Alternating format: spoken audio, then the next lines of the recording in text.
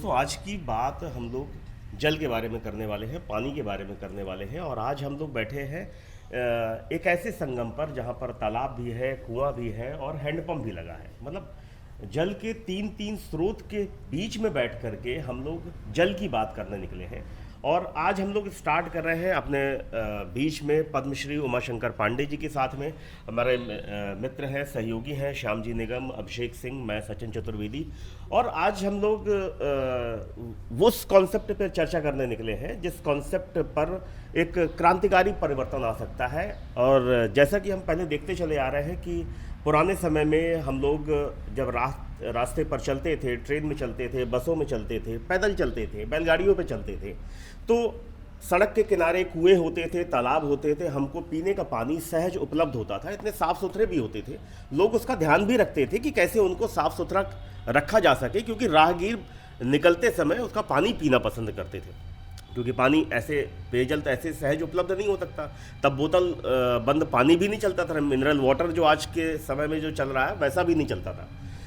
तो अचानक दिमाग में आया, और ये इस दिमाग में ऐसा क्यों आया कि हम कुछ मित्र चले आ रहे थे रास्ते में और अचानक हम लोगों को लगा कि हम लोगों को हमारे पास पीने का पानी नहीं है। तो एक बार ही दिमाग में आया कि हम लोग हमेशा कोशिश करते थे कि रास्ते से किसी दुकान कोई दिखे और हम लोग वहाँ से एक बोतल खरीद लें पानी की। बिस्लरी आती है, किनले आते हैं, बहुत सारे ब्रांड हैं जो पानी मिनरल वाटर के नाम पर पानी बेच रहे हैं। हालांकि बीते कुछ समय में कुछ जागरूक लोगों ने कुछ प्रयास किया, जैसे मिनरल वाटर बेचने के नाम पर वो लोग अपना लेबल लगाते थे मिनरल वाटर, लेकिन कुछ लोगों ने प्रयास किया तो उन्होंने मिनरल वाटर लेबल लगाना बंद कर दिया। वो इसलिए क्योंकि मिनरल्स तो होते ही नहीं उस पानी की बोतल में, मिनरल्स निकालने के बाद आप उस पानी को बेच रहे हैं। तो उन्होंने लगाना शुरू किया, उसमें लिखना शुरू किया ड्रिंकिंग वाटर, कि पेयजल है, ये पीने का पानी है, मिनरल वाटर नहीं है। और एक्चुअल में मिनरल वाटर हमको कहाँ मिल सकता है? हमको इन्हीं जल स्रोतों में मिल सकता है, तालाब में मिल सकता है, कुएं में मिल सकता है, और हैंडपंप में मिल सकता है, झरनों में मिल सकता है। तो आज हमारी चर्चा का मुख्य बिंदु यही है कि हमारे बीच में, हमारे शहर में, हमारे रास्तों में, मुख्य मार्गों पर, हमारे पूरे देश में ऐसे बहुत सारे स्थान हैं जहां पर पेयजल उपलब्ध है और साफ पेयजल है। और कहीं कहीं पे तो ऐसे भी हैंडपंप या कुएं, तालाब हैं जहां का पेयजल पीने योग्य नहीं है। तो क्या हम उनको पहचान करके उन पर डायरेक्शन बोर्ड लगा करके एक आम जनमानस को जागरूक कर सकते हैं? कुएं, तालाब या हैंडपंप का पानी पीने योग्य है और हम इनको पी सकते हैं बजाय बोतल बंद पानी पीने के। तो आज की चर्चा को हम लोग यहीं से शुरुआत करते हैं। और मैं चाहता हूं कि हमारे सहयोगी श्याम जी निगम इस चर्चा को थोड़ा सा आगे बढ़ाएंगे, अपने बात करेंगे। देखिए, अभी जो आपने बात कही सचिन जी, बिल्कुल सही है कि आज जो भी हमारे बीच में पानी उपलब्ध है, वो बहुत सारा पानी ऐसा भी है जो पानी पीने योग्य नहीं है। और यही कॉन्सेप्ट रहा होगा जिसकी वजह से शायद बोतल बंद पानी की शुरुआत हुई। लेकिन अगर इसको और हमने रोका नहीं तो शायद एक दिन ऐसा आएगा कि हमें नहाने के लिए भी बोतल बंद पानी का इस्तेमाल करना पड़ेगा। उसको ज़्यादा से ज़्यादा जनमानस तक जागरूक हों और लोग कैसे पानी जो हमारे जल स्रोत है उनका प्रयोग कर पाएँ, इस बारे में हम अब आदरणीय अपने उमाशंकर पांडे जी से बात करें, जो कि ये आदरणीय इसलिए भी है कि हमारे बहुत पुराने समय से जब पद्मश्री नहीं मिला था तब से हमारे साथ जुड़े हुए हैं और हम लोग आपस में एक परिवार की तरह काम कर रहे हैं। तो आज हम जानेंगे कि किस तरह से हम इन चीज़ों को आगे बढ़ा सकते हैं। इस बारे में आपका क्या कहना है? नहीं, बिल्कुल आपकी बात को मैं समर्थन करता हूँ। और ये अच्छी बात है कि लोग बोतल बंद पानी ना खरीदें। अगर सुलभ सहज पानी है और रास्ते में मिल रहा है और उसकी गुणवत्ता है और गुणवत्ता को देखा जा सकता है, तो वहाँ एक संकेत चिन्ह तो हो जाने से व्यक्ति को एक आशा रहेगी, चलिए मैं 1 किलोमीटर के बाद मुझे हैंडपंप मिल जाएगा या 500 मीटर के बाद हमको पानी मिल जाएगा। तो एक तो ये है कि संकेत अच्छा है, और संकेत का कुछ एक चिन्ह होना चाहिए रास्ते में। जैसे हम ट्रैफिक रूल्स के संकेत होते हैं, वैसे उनके साथ एक संकेत होना चाहिए कि इधर ये पानी का स्रोत यहाँ पर है। वो परंपरागत स्रोत है तो उसका एक अलग स्रोत, एक चिन्ह हो, हैंडपंप हो तो उसका एक अलग चिन्ह हो, देखिए अभी तक ट्यूबवेल हो बिल्कुल आपने सही कहा, अलग हो, कुआं है तो अलग हो, तालाब है तो अलग हो। लेकिन तालाब का पानी हम नहीं पी सकते क्योंकि वो पीने योग्य अभी कम पानी है, कम मात्रा में ऐसे बड़े झील पाई गई है, बहता हुआ पानी पीने योग्य रहता है। लेकिन जो भूजल है, भूमजल जब ज़मीन के अंदर जाता है तो भूजल बनता है। तो भूजल में हैंडपंप के पास में कोई ऐसा संकेत हो जो राष्ट्रीय राजमार्ग हैं कि हर व्यक्ति 20 रुपये की बोतल नहीं खरीद सकता और रास्ते में परिवार के साथ जा रहा है, तो वो अगर सुलभ पानी मिल रहा है तो उसकी क्वालिटी अच्छी होती है। हैंडपंप से निकले हुए पानी 100 फीट से नीचे का पानी तो अच्छा पानी होता है। बिल्कुल आपने सही कहा कि जैसे हमने रोड में मुड़ने के अलग तरह संकेत डेवलप किए हैं, तो चूंकि आप पानी के बारे में बहुत गहन अध्ययन कर चुके हैं, तो पानी से निकले हुए जल स्रोतों के चिन्ह बनाए जाएं। हाँ। पहले तो सरकार तो इस बारे में सोचना शुरू करे। हाँ। और उसके बाद वो कहीं ना कहीं लोगों के जहन में आएगा कि इस चिन्ह का मतलब ये है, और जब सोचना शुरू करेगी तो जाहिर सी बात है वो स्रोत जो बंद हो चुके हैं वो कहीं ना कहीं तो पुनः लोगों के सामने आएंगे। नहीं, वो बिल्कुल सही। जो जल नीति है हमारी, जल नीति में इस बात का प्राविधान हो, और जो हमारे चिन्ह हैं, तो जो चिन्ह पीने योग्य पानी है उसका एक अलग चिन्ह हो कि भाई ये पानी यहाँ पर है, नहाने वाला पानी है आपको मिल जाएगा, पशु के लिए पानी इधर मिल जाएगा। तो जल नीति के साथ हम लोग करें, और जल जीवन मिशन जो हर घर जल योजना है उसके साथ में वाटर टेस्टिंग की ट्रेनिंग हुई है। यहाँ बहुत सारी संस्थाएं यहाँ बुंदेलखंड में काम कर रही हैं, सरकार के साथ पार्टनरशिप में काम कर रही हैं। उनमें कुछ बहनें भाई लोग ट्रेनिंग लिए हैं पानी टेस्टिंग की, और बहुत बड़ी मशीन नहीं है वो। हैंडपंप के पास जाएं, टेस्ट कर लें और उसमें एक चिन्ह बना दें कि टेस्ट हुआ पानी है, ये ठीक पानी है, इसको पिया जा सकता है। तो ये बहुत अच्छा सुझाव है और सरकार की नीति में इसको शामिल किया जाए। मिशन वाली बात कही तो एक दिमाग में बात आ रही थी, और कई लोगों ने पूछा भी कि क्या जब गाँव में हर जगह नल लग जाएंगे तो पानी की बर्बादी ज़्यादा होगी कि नहीं होगी? आपका इस बारे में क्या है? क्योंकि अक्सर हमने देखा है कि कहीं पर भी पाइप टूट गई तो पानी बह रहा है जंगल में, और वो पानी बर्बाद भी हो रहा है। तो ज़रूरत पानी पहुंचाने के साथ साथ उस बात की भी है जो आपने कहा ना, लोग जागरूक हों। हाँ, देखिए क्या है कि जब कोई योजना सरकार की बनती है तो उसमें समुदाय की भागीदारी होनी चाहिए। बिल्कुल सही। और कोई भी बड़ी से बड़ी योजना हो, छोटी योजना हो, अभी क्या स्थिति है, सरकार की जो भी योजनाएं पिछले गत दशक में रही हैं उनके साथ समाज की भागीदारी नहीं रही। तालाब क्यों खत्म हो गया, कुआं क्यों खत्म हो गया, परंपरागत स्रोत क्यों खत्म हो गए? लोगों ने यह समझा कि हमारी नहीं, सरकार की जिम्मेदारी है। हैंडपंप के पास पहले हम जब छोटे थे तो अपने कुएं की सफाई हर सप्ताह हमारे परिवार का एक सदस्य करता था।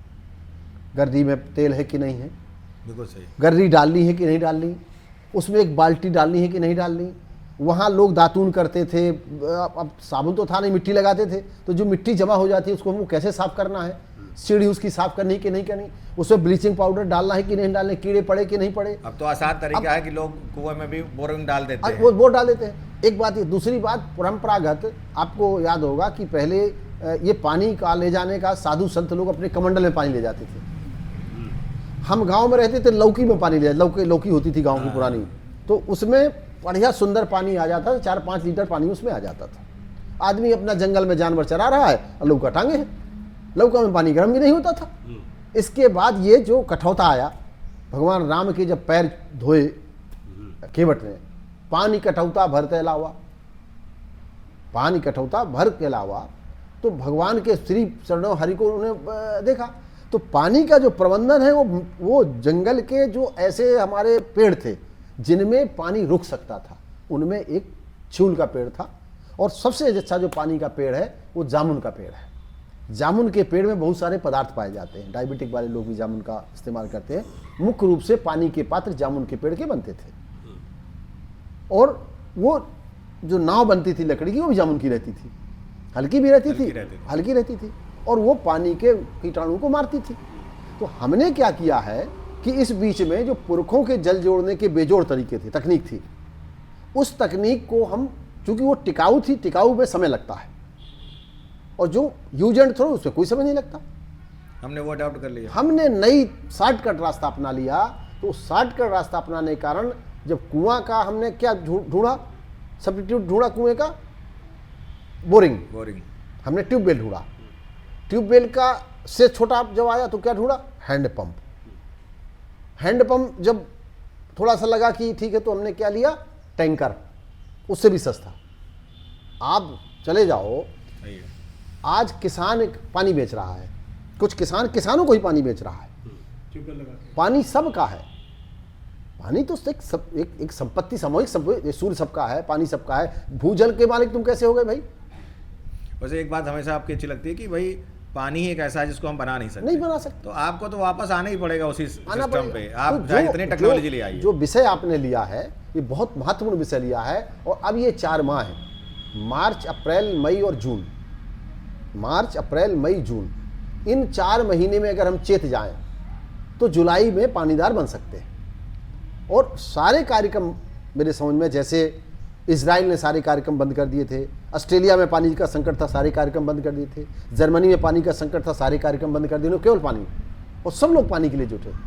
तो पानी के लिए जुटेंगे तो पेड़ लगाएंगे। अच्छा, एक पानी से याद आया कि जो हमारे जो जितने भी शहरी क्षेत्र हैं, ग्रामीण में भी मान लीजिए, सभी लोग आज की डेट में बोरिंग पर लगाते हैं। सरकार की कोई ऐसी नीति नहीं है कि बोरिंग लगाने के लिए आपको पहले लाइसेंस लेना पड़ेगा। आप समझिए, आप उस चीज़ का दोहन कर रहे हैं जो सरकार आपकी मतलब सबकी है, और आपने पानी इस्तेमाल किया और बर्बाद भी किया, आपके पास पानी आ रहा है। तो क्या इसमें कोई नीति नहीं आ सकती? नहीं है, जब सरकार का एक परमिशन है, आप बोर नहीं कर सकते। लेकिन फिर भी घरों में बोर हो रहे हैं। लेकिन अब क्या हो रहा है, लाखों की तादाद में पर डे हो क्या गया है, हम आज़ादी के बाद स्वतंत्र हो गए हैं, और स्वतंत्रता ने कुछ ज़्यादा स्वतंत्र हो गए हैं। हमारी माँ कहती थी कि 100 ग्राम पानी में नहाओगे कि 100 किलो पानी में नहाओगे। तो हमने कहा अम्मा काहे में नहाया जाए? तुमने कहा 100 किलो पानी में नहाओगे तो पानी बर्बाद हो जाएगा और नहा भी नहीं ठीक से पाओगे, तुम 100 ग्राम पानी में नहाओ। तो हमें अचंबा लगा, 100, बोले जाओ तालाब में डूब के आ जाओ। तो तालाब में डूब के जाओ तो कितना लगता, 50 ग्राम ही पानी। वहाँ से लौट के आते थे तो जो हम अपना वो पहनते थे, वस्त्र पहनते थे, घर आ गए वस्त्र भी सूख जाते थे, तो एक बूंदा पानी नहीं लगा। हमने शॉर्टकट अपनाया, बटन दबाया, और एक 5 हाउस पावर का जो मोटर है 10 सेकंड में 50 लीटर पानी फेंकता है। अब 1 मिनट भी अगर चल गया तो 250 लीटर पानी फेंक दिया उसने बाहर। तो इसमें कोई ना कोई सिस्टम ऐसा होना चाहिए नीति कि ऐसी यदि आप होनी लगा रहे चाहिए, हैं, ये नीति होनी चाहिए, ये मेरी रिस्पॉन्सिबिलिटी है। जैसे मैं अपने घर की रक्षा करता हूँ, ताला लगाता हूँ अपने घर में सुरक्षा के लिए, वैसे पानी में भी ताला लगाना पड़ेगा। पानी राशन कार्ड से बांटा गया है, राशन कार्ड से धारा 44 लगानी पड़ी थी पानी बांटने के लिए गुजरात और महाराष्ट्र के मराठवाड़ा में और भुज इलाके में। मैं आपको रिपोर्ट दे सकता हूँ, राशन कार्ड बनाए गए थे कि इतना पानी मिलेगा। राजस्थान में ट्रेन से पानी जाता है और 8-8 दिन बाद वहाँ नंबर लगता है पानी मिलने का। वो लोग कैसे रहते होंगे? क्योंकि हमारे पास पानी इफरात में है और मुफ्त की चीज़ बन गई है। बिल्कुल, कम से कम इतना हो कि जहाँ पर बोरिंग लग रही है हाँ। तो जल संरक्षण की कोई नीति ऐसी बने हाँ। कि वो लोग अपने घर का पानी वहीं रोक ले, कम से कम उनका रिचार्ज सिस्टम अच्छा हो जाए। वो भी नहीं करते हैं। दूसरी कंट्री में जितना पानी आप लेते हो उतना पानी आपको अपने घर में वाटर हार्वेस्टिंग करनी पड़ेगी। यहाँ सिस्टम नहीं है कुछ ऐसा, और नहीं तो उसका आपको टैक्स देना होगा। ये हमारे यहाँ क्या है कि हम जहाँ चाहे वहाँ छेद कर दें, जितना चाहे उतना पानी बहा दें, कोई पूछने वाला नहीं। आप रोके जाएंगे तो लड़ने लगता है। स्टेशन में पहले पानी पंडे होते थे, आज से 50 साल पहले हर स्टेशन में पानी पंडा होता था, तो वो पानी घड़े रखता था और पानी पिलाता था। फिर स्टेशन में पाइपलाइन डाली गई, धन लगाए गए, तो ये तय किया गया कि बड़ी स्टेशन में इतनी देर ट्रेन रुकेगी, छोटी स्टेशन में इतनी देर। और वो ट्रेन का पानी बाहर से नहीं आता था, ट्रेन के नज़दीक एक टंकी बनाई जाती थी 500 मीटर की दूरी पर, और टंकी की नियमित सफाई होती थी और उसमें पानी छान करके वो इतने ऐसी पानी, इसकी टंकी नहीं बनती थी, टंकी लोहे की होती थी, और लोहे की टंकी में इस तरीके से कि वो इतना गर्म पानी होता था कि वाइल्ड पानी हो जाता था। वो पानी वो अपने आप, उसमें ऐसा फैलावदार टंकी थी कि पानी गर्म हो जाता था। गर्म पानी जब रात में ठंडा होता था तो सबको पिलाया जाता था, और वो पानी लगातार इसी प्रक्रिया चलती थी। अब परिस्थिति क्या हो गई है, डायरेक्टली कोई आप जाइए स्टेशन में, वाटर पॉइंट हो गए हैं। वाटर पॉइंट का मतलब पानी का बाजार। अब आरोग्य के नाम पर 5 रुपये लीटर, 2 रुपये लीटर, 3 रुपये लीटर पानी लिखा है, पानी वहाँ है नहीं। आप किसी पॉइंट पे चले जाओ, पानी नहीं है।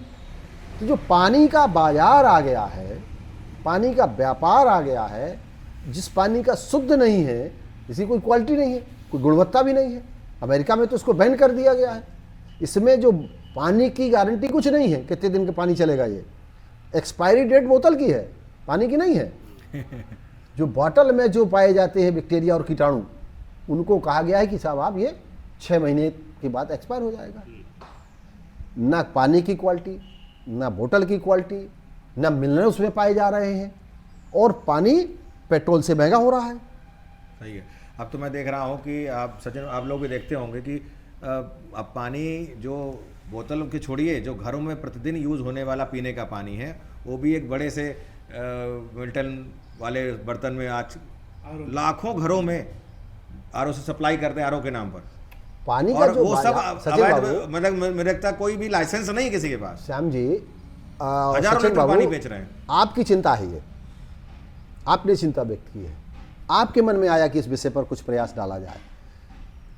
बांदा में एक बहुत बड़ा व्यापार, घर घर पानी का एक बड़े बड़े वो जा रहे हैं, कैंपर जा रहे कैंपर जा हैं। रहे हैं, और उसको लोग मान रहे हैं अमृत आ रहा है। व्यवसाय बन गया। आप वो व्यवसाय बन गया। और इसके पीछे कारण क्या है? एक बदनामी है कि खेती में बहुत पानी लगता है। मानता हूं, मैं ठीक किसान हूं तो मैं मानता हूं कि पानी लगता है, लेकिन खेती में जो पानी लगता है तो खेती से निकला पानी आपको उतना खतरनाक नहीं है जितना व्यापार के उद्योग से निकला हुआ पानी। अगर कपड़े की फैक्ट्री से निकला हुआ केमिकल, जब 1 किलो केमिकल का पानी नदी में जाता है, वो 1 लाख लीटर पानी को बर्बाद करता है। सही है। अब तो बादल बनने लगे हैं, अब तो लोग कई जगह बादल बनाए जा रहे हैं, बादल फाड़ गए। हमारी पहली घटना हुई अभी हिमाचल में, 15 बादल फटे। हमने इतिहास में कभी बादल फटते हुए नहीं, 2-4 बार कभी घटना सुनी थी। 1 साल में 15 बार बादल फटे हैं। तेजाब बरस रही है, एसिड वही एवापोरेट हो रहा है। एसिड बरसने लगी। फ्रांस में जमीन नीचे चली गई है, फ्रांस की जमीन नीचे चली गई है। आप जो कुछ ये परिवर्तन हो रहा है, जलवायु परिवर्तन हो रहा है, यह जो C20 में मनाया गया पर्यावरणीय युक्त जीवन, C20 का है, और G20 का क्या है? जलवायु परिवर्तन। G20 और C20 दोनों हमारी अध्यक्षता थी, और हमारे बाद जहां ये ब्राजील गया है, ब्राजील भी हमारे साथ है, और ब्राजील में पानी का संकट नहीं है। विश्व में सर्वाधिक पानी कहाँ है? ब्राजील के पास। और विश्व में सबको पानी बेचने की तैयारी कर रहा है ब्राजील। बताइए, आस-पास के देशों में वो पानी का उसका व्यापार है, वो पानी मुफ्त में नहीं दे रहा। हम क्या कर रहे हैं? दुनिया के देशों ने चावल पैदा करना बंद कर दिया। इसलिए पैदा बंद कर दिया कि अगर मैं 1 किलो चावल बनाता हूं तो उसके साथ में मेरा कितने किलो पानी गया? 5000 किलो पानी गया। तो मैं 1 किलो चावल नहीं बेच रहा, 5000 किलो पानी भी आपको बेच रहा हूं मुफ्त में। हम एक ऐसा बाजार है, पंजाब 5 नदियों का क्षेत्र है और पानी खत्म। हरियाणा में पानी था ही नहीं, राजस्थान में पानी है भी नहीं। उत्तर प्रदेश का जहां गन्ना किसान गन्ना पैदा कर रहा है, वो क्या करे भाई? जब तक कोई सब्स्टिट्यूट नहीं देगा तो गन्ना तो पैदा करेगा। आप जाइए मेरठ के इलाके में जहां से आज़ादी क्रांति का संघनाद हुआ है, वहां मैं गया था पिछले दिन, पानी चला गया, 200-400 फुट पानी हो गया। मराठवाड़ा, अबे इंदौर चले जाइए जहां महारानी अहिल्याबाई होलकर जो जल योद्धा थी, महाराज भोज जो जल योद्धा माने जाते हैं देश के, भोपाल ताल बनाया 65,000 हेक्टेयर में। उनके क्षेत्र में भी आप उनके क्षेत्र में, कल ही में पूज्य नानाजी देशमुख जी का कार्यक्रम, उनका जन्म वो मनाया जा रहा था, उनके स्मृति दिवस का कार्यक्रम था, और वहाँ के बहुत लोग आए थे और लगातार पूरे देश में कह रहे हैं कि भैया आपको पांडे जी जाना है सब जगह, आप सब जगह चलो, पानी के बारे में बताओ। वहाँ पानी का संकट है जहाँ जल विज्ञान लिखा गया है। उस भोज की नगरी में जहाँ जल विज्ञान लिखा गया, इस सृष्टि में, हमारे भारत की सृष्टि में, भारतीय सृष्टि की बात करूं तो बादल बुलाने की जिसमें क्षमता थी, उनका नाम ना था, वो कौन थे? महाराज कालिदास। मेघदूत कहाँ लिखा गया? उज्जैन में। वहां भगवान गंगाधर शंकर जी को कहा गया है। और महाकाल कहाँ है? उज्जैन में। माँ क्षिप्रा में पानी नहीं है, माँ क्षिप्रा में पानी नहीं है। और जहां हमारे सारे पुरखे जाते हैं तरने के, वैकुंठ जाने के 2 रास्ते हैं, एक मोक्ष प्रदान करता है और एक रास्ता देता है। तो मोक्ष कहाँ से मिलता है? गंगा से। और वैकुंठ जाने का रास्ता कहाँ से है? गया से। गया की फल्गु नदी में एक बूंदा पानी नहीं है, खत्म हो गया पानी। मैं बार बार ये बात कहता हूं कि अगर इस देश को एक महान सबसे पहले जल योद्धा पैदा हुए महाराज भागीरथ, तो महाराज भागीरथ 60,000 अपने मित्रों के साथ गंगा मैया को ले गए, कहाँ तक? हुगली में मिला दिया, कलकत्ता में, वहाँ गंगा सागर तक ले गए। हम लोग कुछ लोग मिलकर के 35 किलोमीटर की फल्गु नदी है, क्या हम लोग कुछ लोग 60,000 वो गए थे, तो क्या हम 7,000 लोग मिलकर फल्गु नहीं साफ कर सकते? यहाँ की छोटी छोटी नदियाँ हम क्या मिलकर नहीं साफ कर सकते? कर सकते हैं, इच्छा शक्ति चाहिए उसको। हमको सबको मिलकर के ये सोचना है कि हम इच्छा शक्ति बनाएं, और ये नदियाँ कोई साफ करने आएगा नहीं। और सरकार की योजना, कोई भी सरकार हो, सरकार की योजना किसी की गैर कल्याणकारी नहीं होती, सबका काम कल्याणकारी होता है। उसमें बस लोगों का इन्वॉल्वमेंट बढ़े, मेन ये रहता अब आपने जैसे सोचा नल के पास एक नया आइडिया है, ये किसी के पास ये आइडिया नहीं है कि नल का संकेत पानी पीने वाला आदमी बोतल नहीं खरीद सकता। तो जब बोतल वो नहीं खरीद सकता तो आपने उसका 20 रुपये नहीं बचाया, कितने 20 रुपये बचाएंगे? अगर वह अपने परिवार के साथ, मैं जानता हूँ और मानता भी हूँ, समझता भी हूँ कि आज भी हमारे ग्रामीण क्षेत्र का व्यक्ति या तो साइकिल से जाता है या तो मोटरसाइकिल से जाता है, कार सबके पास नहीं है, लड़ी बैल भी चलता है, टेम्पू से जाता है, 3 व्हीलर से जाता है, बैटरी रिक्शा से जाता है, और उसे पानी की जरूरत होती है और पानी वो नल ढूंढता है। और अगर नल के पास संकेत है तो हम प्रयोग के तौर पे 200-500 नलों पर ऐसा संकेत करवा के सरकार को बता सकते हैं। बिल्कुल। और ये एक यहाँ की समस्या नहीं है, ये पूरे देश के लिए ये पूरे देश की योजना समस्या लागू हो है। सकती है। हाँ। तो हम ये भी करें, और जो वाटर टेस्टिंग है, जब पानी का परीक्षण, तो वो भी वहाँ पर ये लिखे कि ये पानी पीने योग्य है। जो चर्चा का जो मुख्य उद्देश्य थे, तो वो सिर्फ इतना ही था कि हम जो हमारे प्राकृतिक जल स्रोत हैं उनकी आदत लोगों को कैसे डालें, उनके बारे में जागरूक कैसे करें। तो उसके लिए कुछ पॉइंट्स हैं, जैसे मुख्य मार्गों पर पड़ने वाले कुएं, हैंडपंप के लिए शासन स्तर पर डायरेक्शन बोर्ड लगाए जाए, पहली बात। बिल्कुल सही। दूसरा, इन जितने भी जल स्रोत हैं इन सब की जियो टैगिंग होनी चाहिए, और जियो टैगिंग के साथ में हम भी ये कोशिश करें, भाई शासन स्तर पर जो हो जियो टैगिंग वो है ही है, इसके साथ साथ हम भी, जैसे यहाँ पर बैठे हैं, मान लीजिए हमारे बगल में ये तालाब बना हुआ है ना, इधर पे हैंडपंप लगा हुआ है, इधर मंदिर के पीछे कुआं बना हुआ है, इन सब की हम यहीं पर बैठ के ही इसकी एक टैगिंग कर दें, गूगल मैप पर भी कर दें, या जितने भी प्रकार के मैप। आज हम देख रहे हैं सचिन भाई कि अब सरकार एक एक पेड़ की जियो टैगिंग करा रही है, तो पानी क्यों नहीं करा सकते भाई? ठीक बात है, पानी की करा सकते हैं, जल स्रोत की करा सकते हैं। इसके बाद इसी में जैसे सभी जल स्रोतों में हर मौसम में जल की उपलब्धता बनी रहे, जल हर जगह उपलब्ध रहे। जैसे पानी इस बार हम देख रहे हैं इस तालाब में पानी काफी कम हो गया, ये तालाब लबालब भरा रहता था, हालांकि काई वाई सब लगी थी, गंदगी थी यहाँ पर, लेकिन लोग समाज सेवी यहाँ के बांधा के हमारे साफ भी करते रहते थे इसको बराबर समय समय पर। इसके लिए इसके आसपास का पानी साफ होकर जल स्रोत में एकत्र हो, ऐसी व्यवस्था करनी चाहिए कि अगल बगल का पानी ढाल से आ करके इस जल स्रोत में कैसे इकट्ठा होता है। जैसे हैंडपंप है, हैंडपंप के पास पानी की उपलब्धता कैसी बनी रहे, वो उसके नीचे, जमीन के नीचे, तो आसपास का जो पानी है वो हैंडपंप के पास कहाँ पे जा रहा है, किस गड्ढे में जा रहा है, और वहां से फिल्टर होकर के जमीन के नीचे हार्वेस्टिंग के कॉन्सेप्ट में थोड़ा वाटर हार्वेस्टिंग, उसको लेकर इसी तरह कुएं पिट होना चाहिए अगल बगल। हाँ, होना चाहिए। जल स्रोतों की आवश्यकता पर जन सामान्य को जागरूक करने हेतु शिक्षण संस्थानों के स्तर पर पानी की पाठशाला लगानी चाहिए।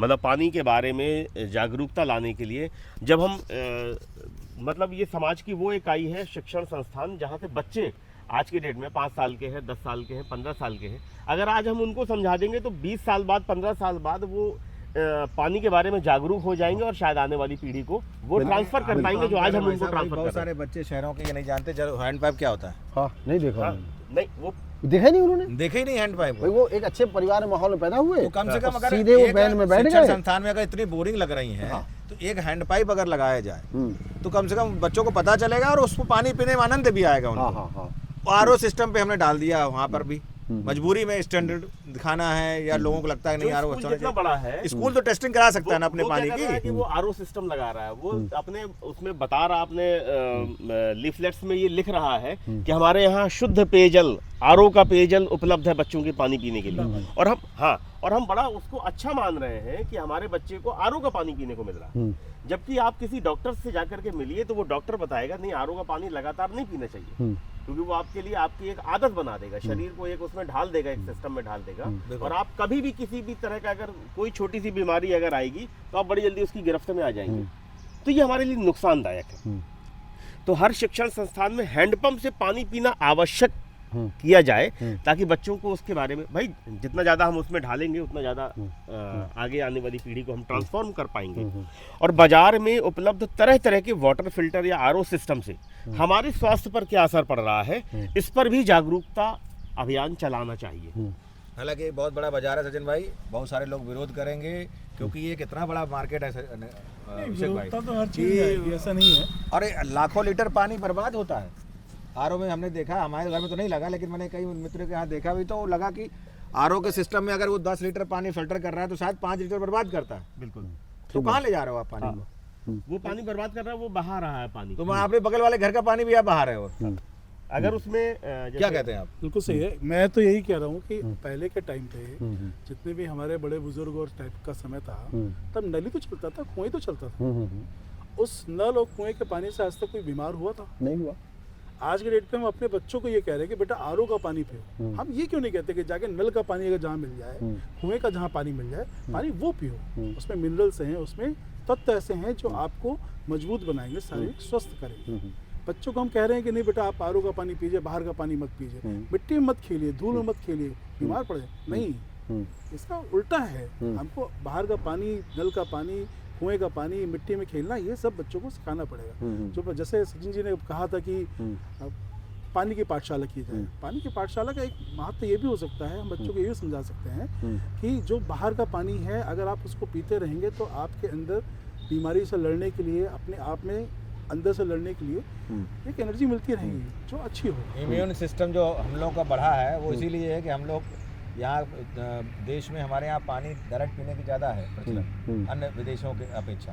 तो कम से कम इसको और कम ना किया जाए। ये पूरे विश्व ने देखा कि कोविड का असर भारत में कम हुआ। वजह ये थी कि इम्यून सिस्टम मजबूत था। कहीं ना कहीं हम लोग जो रोजमर्रा में पानी गांव के लोग पी रहे थे, गांव में कौन सा फिल्टर वाटर धरा।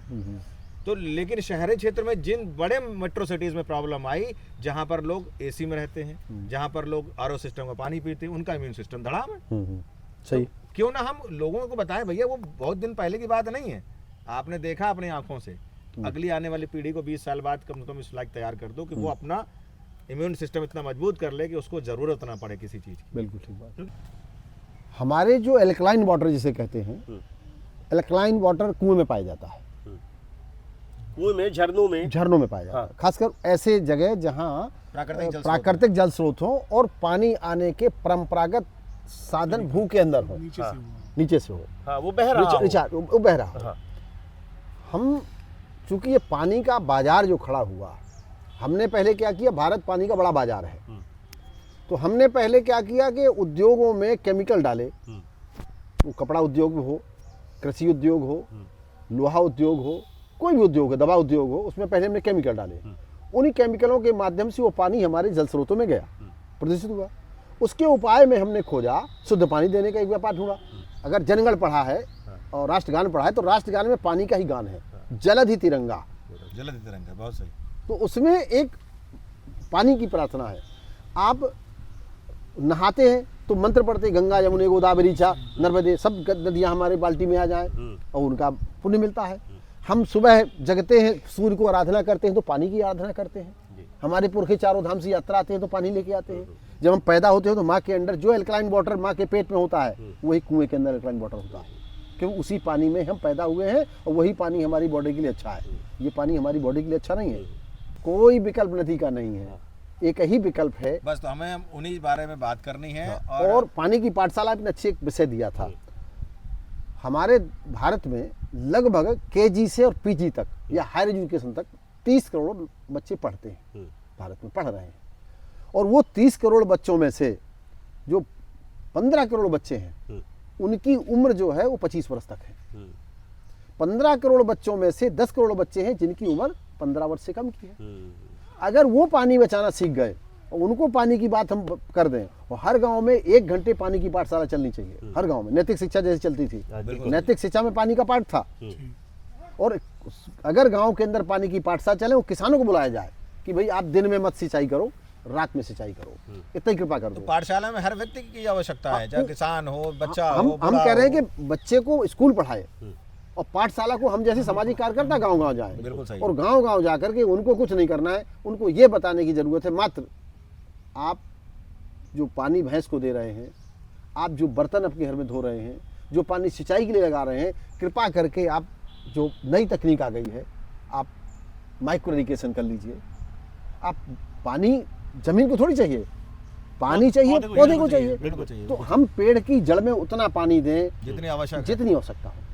बिल्कुल साथियों, ज्योत से ज्योत ही हम लोग जलाएंगे। आपने जो दीपक जलाया, दीपक के रूप में एक छोटी सी ज्योत जलाई है, वो एक दिन बड़ी मशाल बनेगी और एक बहुत लोगों को रोशनी प्रदान कर पाएगी। तो उसी ज्योत से हम लोग आगे भी ज्योत चलाएंगे। आज एक उसी संदर्भ में आज एक पहला प्रयास था, एक बैठक थी। आज हम लोगों की उस चर्चा का उद्देश्य था कि पानी के बारे में लोगों को जागरूक कैसे किया जाए कि जो बोतल बंद पानी है वो कहीं ना कहीं नुकसानदायक है, उसमें हमारे पैसे भी जा रहे हैं। और अगर जो ये प्राकृतिक जल स्रोत हैं, अगर हम इनको इस्तेमाल करना शुरू कर दें तो निश्चित रूप से आज अगर हम ये तालाब, मान लीजिए सपोज करिए कि आज हम इस तालाब का पानी पीना शुरू कर देते हैं और बहुत सारे लोग यहाँ पर हजारों लोग पानी पीने लगते हैं, तो उन्हीं में से कुछ लोग ऐसे आएंगे जो कहेंगे कि यार तालाब का पानी गंदा है और हम इस तालाब से पानी पी रहे हैं, तो हमें इसको साफ भी करना पड़ेगा। तो वही ये तालाब बजाय और गंदा होने के धीरे धीरे साफ होने की दिशा में आगे बढ़ने लगेगा। तो ये हमारे लिए जितना ज़रूरी है। और आज हमारी चर्चा का जो मुख्य उद्देश्य था, सभी हमारे साथियों ने पर्याप्त योगदान दिया, अपनी अपनी बातें बताई। तो आज इस चर्चा को विराम देते हैं और आज से एक शुरुआत करते हैं। जिस तालाब के किनारे हम लोग बैठे हैं, जिस हैंडपंप के किनारे बैठे हैं और जिस कुएं के किनारे बैठे हैं, आज इनकी यहीं पर बैठ करके हम गूगल मैप में लोकेशन फीड करते हैं कि भाई यहाँ पर एक हैंडपंप है, यहाँ पर एक तालाब है और यहाँ पर एक कुआं है।